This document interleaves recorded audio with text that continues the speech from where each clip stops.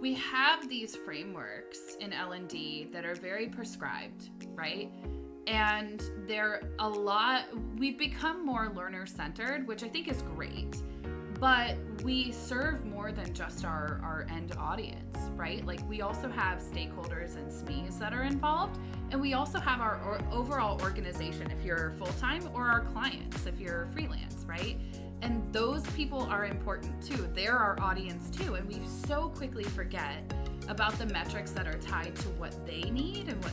Hello and welcome to the Making Better podcast, where we talk about how to make better, whether that is better selves, better teams, or better organizations. If you are a business owner, a learning and development professional, a manager, or even an individual contributor in your organization, this show will give you actionable insights to help improve your own performance and the performance of those around you.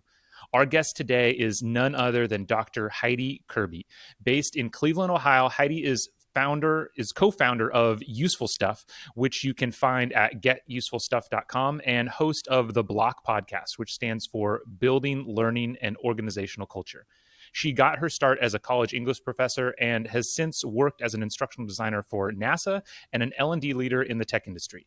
She is passionate about helping aspiring learning and development professionals be their best and helping L&D teams become more inclusive and efficient. Today, we are going to talk about making training useful specifically by using metrics to make sure you are actually impacting the business. Before we get into that discussion, I need to remind everybody new to the show to make sure you hit subscribe so you never miss a future episode. And if you are already subscribed, then I want to ask you to share this show with at least one other person, because that is how we grow. I can't tell you how much it means to me. So with that, let's get started. Heidi, how are you doing today? I'm good. How are you? I'm doing great. So we've known each other for a few years now. I think we first got introduced when I reached out to you to be on your podcast. Yeah. So I've loved following you for all these years on LinkedIn. If you want to, I know I gave a little bit of an introduction, but if you want to tell anybody listening a little bit more about yourself, who are you? What have you been doing in the space? Yeah, so I'm a former college English professor turned instructional designer. I got my first ID job with NASA, and then from there have just kind of bounced around to different industries and organizations, tons of different, like most of us, worked for a tire distributor, healthcare industry, the tech industry, and most recently have been in the customer education space for the last few years, helping with software and product training and things like that. And then I started a pandemic podcast that you've been on, that you mentioned already, the Block, and that's still going to this day. And so I think we're like 70 some episodes in at this point, which is pretty awesome. And so I have that. And then about a year ago, my partner Matt Smith and I co-founded Useful Stuff, and right now it's a newsletter and website for L&D professionals, helpful resources for L&D folks. But the plan is to keep that going and growing and have some cohort-based courses and ebooks and self-paced courses and things like that in the future. I love it. And I remember when Useful Stuff started, and I was just like, oh, that is such a perfect name, because it really is. Oh, is there a story behind it? We agonized over it. There was one point where I was like, okay, grab a book closest to you. Like, grab a book that means something to you and turn to this page and, like, give me a word. Like, we spent so much time just, like, agonizing over what we would call it. And, like, I have these books right here that you can see behind me that are, like, really old copies of Anne of Green Gables that are from my grandmother. So, like, I picked, like, a really meaningful book and, like said, okay, here's my word. And then Matt just, like, picked a, like, silly book and picked, like, a really silly word. And I was like, you're not taking this seriously. And so we just kind of landed, like, what do we want this to be? Like, we want this to be useful stuff. And we're like, what's wrong with that? Let's do that. And there it was. Yeah, it's perfect. And I think it really highlights a lot of what I feel like your whole persona, your message is on LinkedIn and on the podcast is how do we take learning development, how do we take talent development and make it more practical, make it more Yeah. useful to the business. And so with that, I think the core of that really is metrics, Yeah. and knowing how do we Absolutely. connect what we're doing to metrics of the business. When I think back, I know a lot of people, when they think of learning and development, especially, they think back to the last time they were in school. And Mm, when we can talk about why that's a false connection, but sure. when I was in school, the metrics that mattered Yeah, so were I think you bring up scores. a It really was it good was point that I want grades to on touch on tests. first and Why participation, doesn't that engagement. metric We work have in the these corporate world? frameworks in L&D that are very prescribed, right? And they're a lot Fair we've enough. Fair become enough. more learner centered, which I think is Okay. great. But we serve more than just our end audience, right? Like we also have stakeholders and SMEs that are involved, and we also have our overall organization if you're full-time, or our clients if you're freelance, right? And those people are important too. They're our audience too, and we so quickly forget about the metrics that are tied to what they need and what say object is nine Sure. times out of 10 somehow connected to that learner audience anyway. So it's important to look at the whole picture, right? So sometimes we don't care Yes. if our learners Yes. liked all of the right things to do, but that may not be where the gap exists. Yeah. Right? So if we're looking at test scores and how people do on the end of the training exam or things like that, we're not really getting an accurate measure of how they're doing their job. We're getting a measure of how well their short-term memory Yes. is functioning after they just took an e-learning, right? Yes. And that doesn't even account for bad test questions.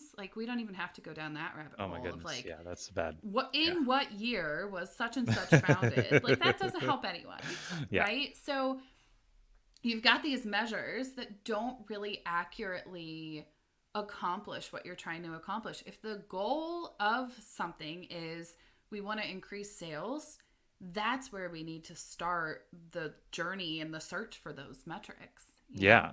Yeah. And so I guess on that note, I mean, sales is a really clear example, but especially this will probably, your background in customer education is probably great with this. How do you think about finding those metrics then? If the core things to learning, if the test is a bad one, if participation is a really bad one, how do you go about finding the metrics that are going to make a difference? Yeah, so I think you bring up a really good point that I want to touch on first, and participation, engagement. We have these frameworks in L&D that are very prescribed, right? Yes. And we've become more learner centered, which I think is great. But we serve more than just our end audience, right? We also have stakeholders and SMEs that are involved, and we also have our overall organization if you're full-time, or our clients if you're freelance, right? And those people are important too. They're our audience too, and we so quickly forget about the metrics that are tied to what they need and what they're looking for, which is 9 times out of 10 somehow connected to that learner audience anyway. So it's important to look at the whole picture, right? So sometimes we don't care if our learners liked an experience, right? If it has to do with safety or warehouse safety, everybody wearing their PPE, we don't care if you don't like the job aid or if you think it's pretty or not. We need it to be effective, right? And so starting there, what we really need to do, and what I think is hard for new people, is because we have ADDIE, right? And evaluation is at the end of the word. Yes. We automatically, linearly organize metrics to be at the end. Yes. And that is totally bonkers to me because they make the most sense at the beginning in our needs analysis, right? If we think about our learning outcome as the overall goal, right? And typically it's somehow associated with the request that comes in, right? So in the example that I gave, the goal, let's say we want to increase sales 15%, right? That's what someone comes to us. They say, hey, we have a company goal of increasing sales 15%. We need your help with this. Whatever objectives we create as we are trying to solve the problem, as we're looking for the gap, that's going to be our metrics, right? Yes. And it lends itself to that, right? Like, if the goal is to raise sales, we have to find out what's the numbers currently, and then how are we going to fill that space? So it could be something that has nothing to do with us, right? So, we talked about having a low sales performer and a high sales performer. Maybe the difference is that the high sales performer is selling to corporate accounts and the low sales performer is selling to nonprofits. Yeah. It's not even the same ballpark. Yeah. So, or, in customer education, we see this a lot. They're giving something away for free during the sales conversation to help make the sale, right? So maybe they're giving away a specific feature. A lot of times they give away training and certification for free. If that accounts for that 15%, well, there's an easy way to solve that problem right there that has nothing to do with us. Yeah. But maybe it's that people are not upselling, or people are not able to explain the value of the product in a way that makes sense. And that's where we can then come in and say, okay, how are people explaining this currently? And then how do we get them to explain it better? And then how do we measure that? How do we measure that people are doing that? Do we record our sales calls? Can we compare the two? I mean, it's just, there's so many different ways if we can use those problem solving and critical thinking skills to figure out what metrics make the most sense depending on the situation. Absolutely. And I think this is really important for any of the listeners. This is doubly important for any of the listeners who are not in L&D themselves, but are out in the business, because I at least have found that a lot of times people out in the business, again, going back to this idea that they just think of school. So when they think of engaging with a training or a learning development team or doing some kind of intervention, the only thing that is in their head often is knowledge, is changing the knowledge level of the people on their team. And so just asking, it's just simply like, what's the point? What are you trying to do? What's the outcome that you're trying to achieve? Why do you think this knowledge is important?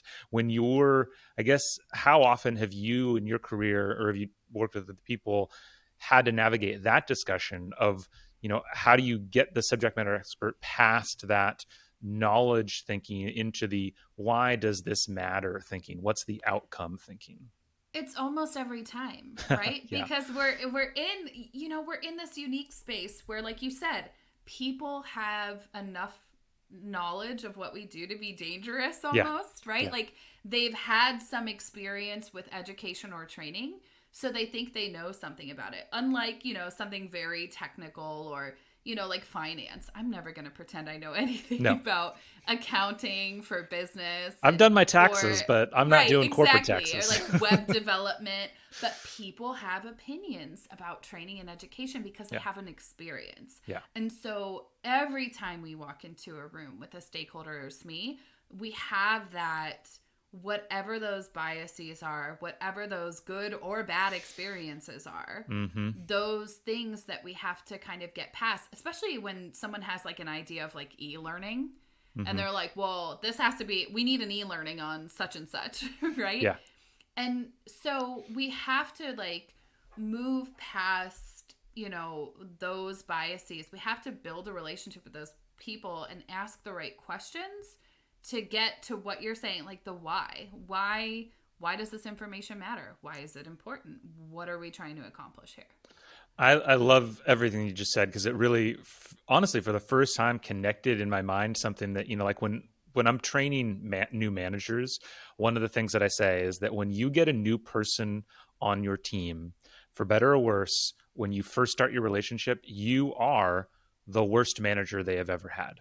Like they're taking that past knowledge of their worst experiences and applying it to you. And the whole process of welcoming somebody on your team and being a good manager is showing them who you are, getting past those preconceived notions, building that relationship. And so the same exact thing is true when you are working with a new stakeholder or SME. Like, you are all of their worst training experiences. Yes. They're coming to you with that.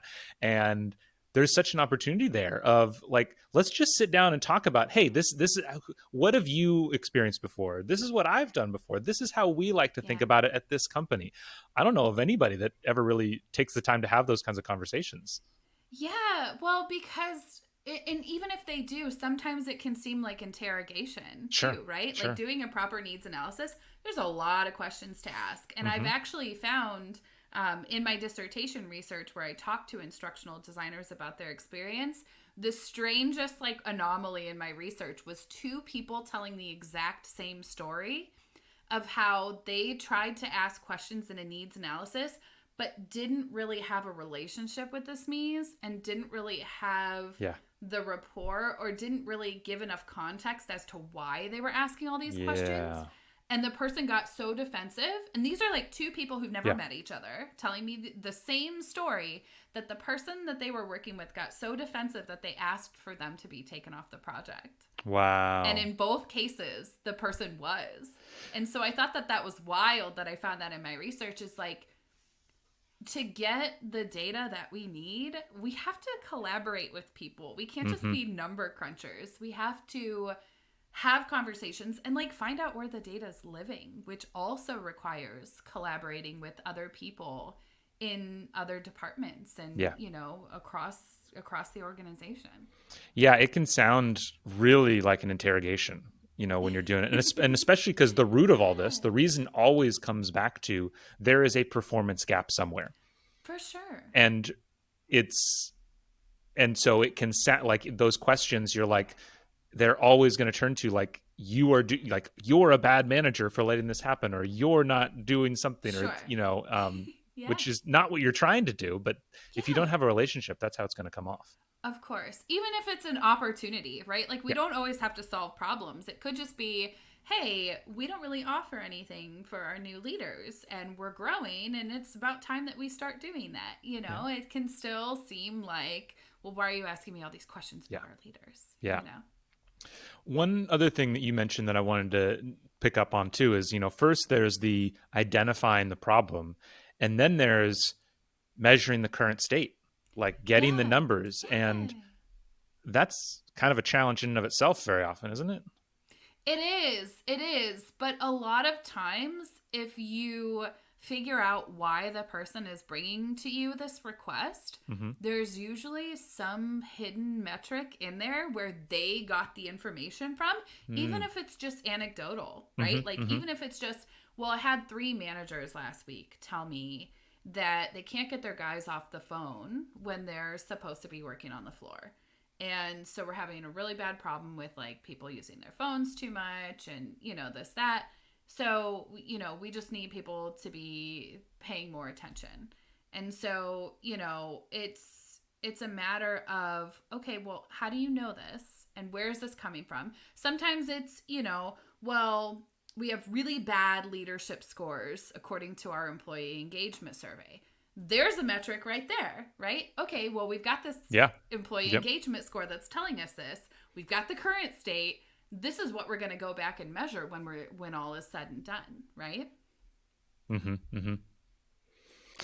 And in situations where it is anecdotal, how do you think about what if there just really is no data, where it's always been more of a feeling? Like, can we take on any of that? Do you ever find those situations? Yeah, I mean, a lot of times you'll have like someone new come in, right? A new leader. And it's like, I don't know if you remember the show, The Magic School Bus, but like there's like this student who's like, at my old school, we always did it this way, right? And you find those people in your workplace too, where they're like, we need to have a state-of-the-art 2-day in-person leadership training for every new manager that comes through. Well, why? Well, because at my old place we did it and it was really successful, right? And so in those kinds of situations, if you can get your hands on like the end audience and get some information from them, even if it's just like casual survey, casual conversation, just collecting stories, I think it's fine to do something based on someone's, hey, we think this might be a problem. but we still have to talk to kind of the end audience and see, like, is it really a problem? And if not, like, if it's just an opportunity and they're coming to us and saying, like, hey, we want to, do this because we think it could help or we think it could make an impact. There's still different ways that we can find to measure the current state. Especially if we have access to our audience, that can be helpful. Yeah. Yeah. I think, it's a really, it's always best when, like you said, in your investigation of the reasons for the request, you kind of uncover, oh, there is actual real data out there. Like Yeah. that's why sales is so great, because they always have something. Yes, sales and marketing. Marketing Yes. has like so much nowadays. They have so much data. Like everyone, right? Even help desk tickets, right? Like that's a great place where we can go to learn what our people are missing and where their skills gaps are and things like that. Performance data. Like there's so many different areas. Yeah. Yeah. But then if there isn't, then I do think, kind of like you were saying, there are opportunities to, it's not Yeah. perfect, but, do some surveys or and like use that, take the baseline. That's why, I mean, that's honestly one of the reasons why putting that, as you said, that evaluation first is so essential, because if you don't have a baseline, Yeah. then you have no idea what you're doing. Yeah, exactly. And Yeah. I know it's sometimes hard to, like, sometimes you'll be told, like, oh no, you can't go talk to the learners, or oh no, you can't go talk to, but like, that's the whole reason why you make friends in your Yeah. organization. That's the whole reason why, you don't want to be so separate from the business and L&D, because like the business is us too, right? Yeah. Like if we exclude ourselves from that, then we don't really have the opportunity to make an impact. And I was always going to my friends in other departments and being like, hey, let me pick your brain about this. Like, you don't have to ask for permission to talk to a work friend about a situation, right? That's such a great point, because yeah, getting the true unvarnished truth from people of, Yeah. hey, we need training, we have this manufacturing problem, this quality problem that's always happening, we need new training on it. And then you go talk to your friend, it's just like, no, we just like don't have the right tools, we keep doing Yeah. workarounds. You're like, oh, okay. And Mm-hmm. it can be really hard to uncover that sometimes through formal Yeah. channels. Absolutely. Yeah. But I've had a couple discussions where this has come up, just that the fact that L&D by its very nature is always cross department, cross functional, and so it's presents us with this amazing opportunity of being this like connective tissue for an organization. But that means you need to get out there and build Yeah. that connective tissue, because it doesn't just happen. It's the difference between like, connective tissue and a cancer.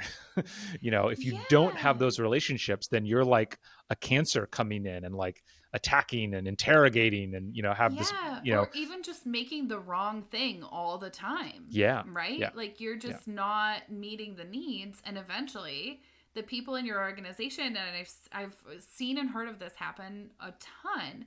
They'll go somewhere else. They'll hire Oh my goodness. contractors. Yes. Organizations will literally have an L&D team and will Yes. hire contractors because they've Yes. found that their L&D teams are so hard to work with. Yes. And though I do think that sometimes, not always, but one of the pitfalls that can make a team hard to work with is if they are so hard lined about their needs analysis, of having a very Yes. specific way to do it. And that's why I think there's a very delicate balance, especially early on or when working with somebody new. I always say like the best way to not be an order taker is to start by being good at taking orders. You have to start by Yes. showing people, when they come to you with a course, you've never worked with this person before, they come to you wanting a course, and immediately like that's not the answer here. But maybe you lightly interrogate it and then just say yes. And you're like, Yeah. okay, let's do it. And like that first time you just kind of do it. And then you, again, going back to, it's all about the relationship. It is. And it's like parenting. You have to pick your battles, right? Yes, Like you have yes, to yes. over time figure out like how serious is this on a scale of 1 to 10? How Yeah. much pushback should I give? But what I've also found is that if you have a solid process, like if you have a solid needs analysis process in place for your team, or even if you don't and you come in new and you say, hey, here's what I propose our process is. If you say to people across your organization, oh, this is just part of our intake process, and you formalize it like that, people are far less likely to ask questions or make you fly past it, or, people honor processes. That's true. In the corporate world. And so if you are like, this is our process, this is how we do things, you get a lot further, I found. I think that's totally, I would totally agree with that. I've actually been a slightly different kind of process, but when I've created templates for people out in the business to use, I was expecting a lot of pushback, and there was zero. Like, they love it. Yeah. When you give templates, they love it, even though you're asking them to remake this work that they've already done, that they still love it.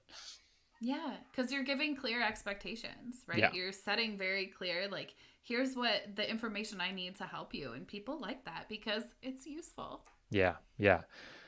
I couldn't agree more. So anything else we're missing around this whole metric thing? What haven't we talked about? What else is important here? I think the only other big thing, and we're building a useful stuff evaluation framework right now, because I was doing an ID coaching cohort, and everyone was like, let's talk about evaluation and metrics, and let's talk about, like, what are the most common frameworks and models out there.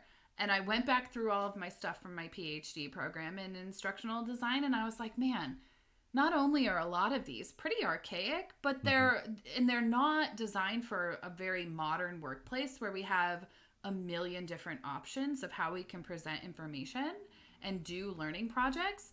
But they're also all for, like, they're the same exact thing no matter what you're creating. So if you're creating a one-page job aid to teach someone how to properly put back a piece of equipment, you have the same set of criteria as a 7-day long in-person leadership development training. And it just doesn't make much sense. No. So different metrics for different projects, right? Yeah. And it really should be project dependent. Yeah, I think that's totally right. And it's great that you're building that out. We'll make sure to link to useful stuff in the description so that people can find it. Anywhere else people should look for you and connect with you? You can connect. LinkedIn is probably the best place. If you connect with me on there, I'll link you out to all the other stuff that I do. So excellent. Yeah, you're very active on there. I always appreciate it. So yeah, I highly recommend, whether you're in learning development or also outside of learning development. I think it's all about being practical and helping the people out in the business. Highly recommend everybody connect with you. Well, thank you so much for the discussion today. I know this is always a huge topic, and I know you're always super busy. So thank you for taking the time. Yeah, thanks for having me. Have a great day. You too. Thank you so much for tuning in today. If you liked the discussion, make sure to hit like and subscribe so you never miss an episode. As a reminder, if your team is struggling keeping up with the training development demands of your organization, we want to help. Better Everyday Studios is a full-service instructional design team that can help you with everything from ideation to actual content creation and delivery. Please reach out to us using the link in the episode notes below. Have a great day.